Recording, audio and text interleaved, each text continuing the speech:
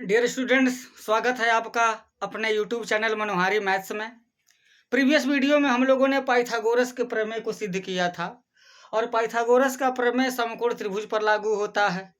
तो यहाँ हम पहले पढ़े हैं कि अगर यह त्रिभुज है और यहाँ पर 90 डिग्री बना है तो इसके सामने वाली जो भुजा कर्ण कहलाती है और ये सबसे बड़ी भुजा होती है और सबसे बड़ी भुजा पर बना वर्ग शेष दोनों भुजाओं पर बने वर्गों के योग के बराबर होता है, ऐसा पाइथागोरस प्रमेय कहता है।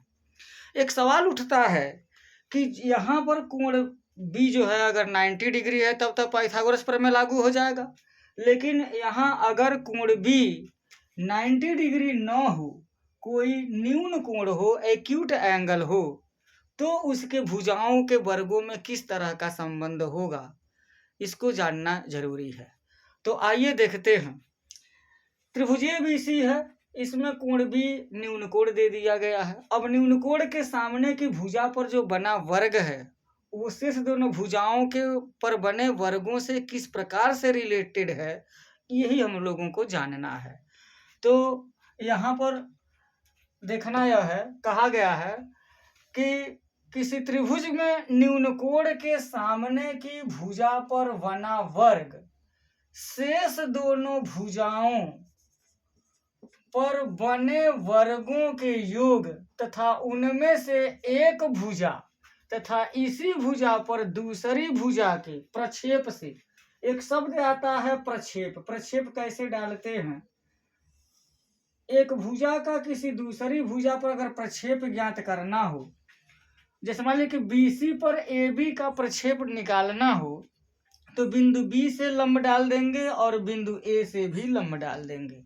जो भाग कट करके निकलेगा वही प्रक्षेप कहलाता है। इसमें भुजा AB का प्रक्षेप BC पर BD है।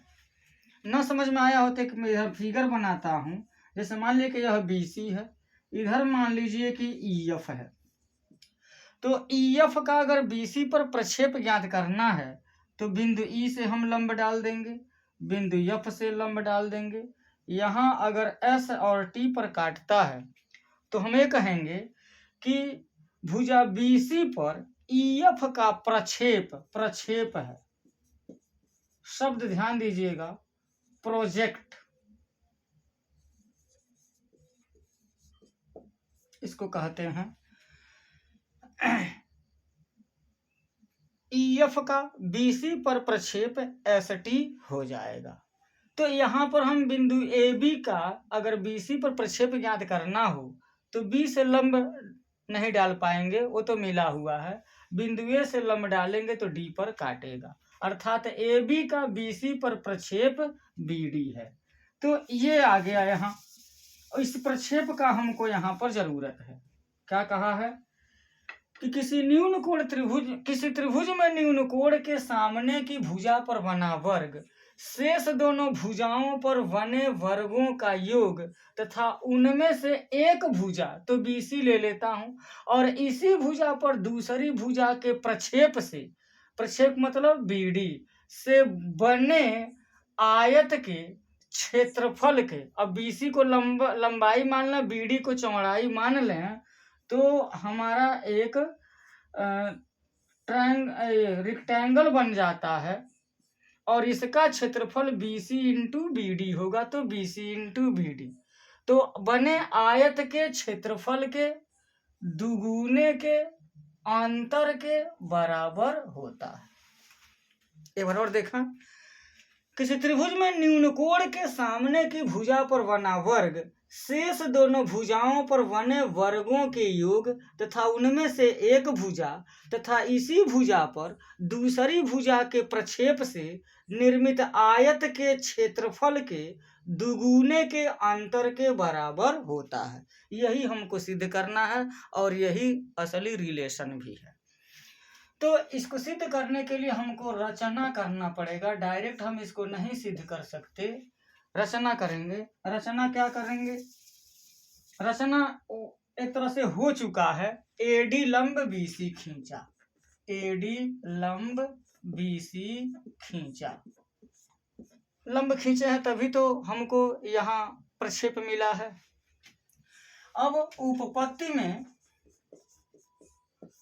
ध्यान दिया जाए तो देखते हैं कि यहाँ हमको AC स्क्वायर लाना है, और AC स्क्वायर लाने के लिए यहाँ पर लंब डाला गया है। तो त्रिभुज ADC एक समकोण त्रिभुज है जिसमें पाइथागोरस थ्योरम लागू किया जा सकता है। तो आइए लागू करें। लिखेंगे त्रिभुज ADC में क्या हो जाएगा? हो जाएगा AC स्क्वायर बराबर AD square plus DC square. बिल्कुल सिंपल सी बात है, अभी प्रीवियस वीडियो में हम लोगों ने सिद्ध किया था इसे। अब यहाँ AD स्क्वायर को हम AD स्क्वायर लिख देते हैं। ध्यान दीजिएगा, यहाँ AD स्क्वायर इसमें कहीं नहीं है, DC स्क्वायर भी कहीं नहीं लाना है। इसका मतलब हमको DC को और AD दोनों को चेंज करना पड़ेगा। तो सबसे पहले DC को चेंज करते हैं। DC हमको अगर चाहिए तो BC माइनस BD लिखा जा सकता है। DC के जगह पर BC माइनस BD लिखा जा सकता है और ये हो जाएगा होल स्क्वायर। यहाँ AD स्क्वायर प्लस, यहाँ देखेंगे A माइनस बी के होल स्क्वायर का फार्मूला लागू हो जाएगा, जो हमारा सरसमीका आइडेंटिटी है अलजेब्रा का। तो हो जाएगा BC square plus BD square minus 2BC into हो जाएगा BD। A माइनस बी का होल स्क्वायर बराबर A square plus B square minus 2A into B, ऐसा हो जाता है। अब एक काम करते हैं, हमको AD को भी गायब करना है यहाँ से, क्योंकि AD हमको चाहिए नहीं। तो यहाँ अगर AD स्क्वायर को हम AD स्क्वायर लिख देते हैं, और ये जो BD स्क्वायर है इसको BD स्क्वायर को हम AD स्क्वायर के साथ लगा देते हैं।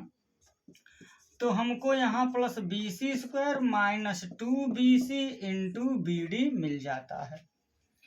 अब यहाँ देखा जाए तो AD square plus BD square ये किसके बराबर है? जब यहाँ लंब डाला गया है तो यहाँ भी 90 डिग्री है, तो ये समकोण त्रिभुज हो गया। समकोण त्रिभुज हो गया तो पाइथागोरस प्रमेय लागू हो गया। यहाँ त्रिभुज ADB में भी यह कोण 90 डिग्री हो जाएगा। यह भी समकोण त्रिभुज होगा जिसका यह आधार होगा और यह लंब होगा। तो आधार का वर्ग धन लंब का वर्ग बराबर कोण का वर्ग हो जाएगा।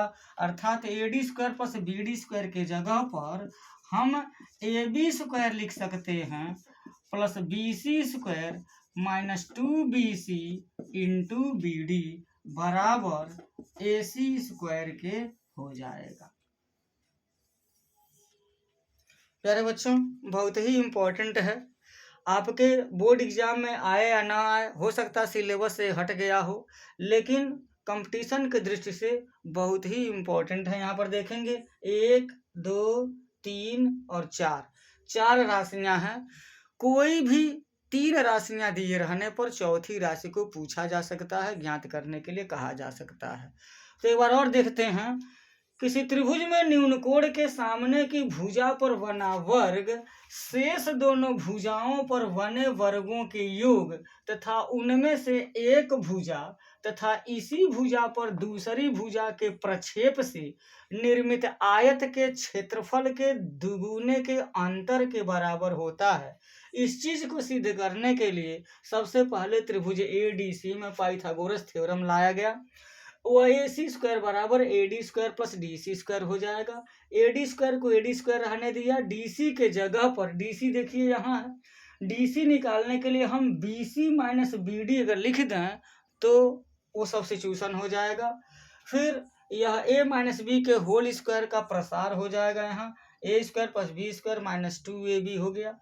अब AD square plus BD square को एक पास लिख करके ब्रैकेट में अगर बंद करते हैं और BC square minus 2BC into BD लिखते हैं तो समकोण त्रिभुज ADB की सहायता से AD square plus BD square बराबर AB स्क्वायर हो जाएगा plus BC square minus 2BC into BD हो जाएगा, जो कि AC स्क्वायर के बराबर है।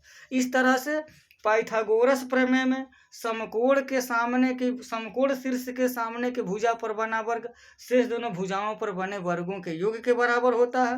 वही एंगल भी अगर एक्यूट एंगल है, न्यून कोण है, तो उसमें इस तरह का संबंध हो जाएगा। प्यारे बच्चों, कृपया इसको कंठस्थ करें। हल करें, देख करके अपने मन से हल करें, ताकि कंपटीशन में या बोर्ड एग्जाम में अगर ये आता है, इस पर संबंधित कोई क्वेश्चन आता है, तो आप उसे हल करने में सक्षम हो जाएं।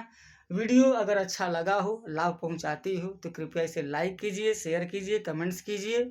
और चैनल पर अगर पहली बार हैं तो कृपया आप अपने मनोहारी मैथ्स यूट्यूब चैनल को सब्सक्राइब कीजिए। आपने वीडियो को देखा, बहुत बहुत धन्यवाद। जय हिंद।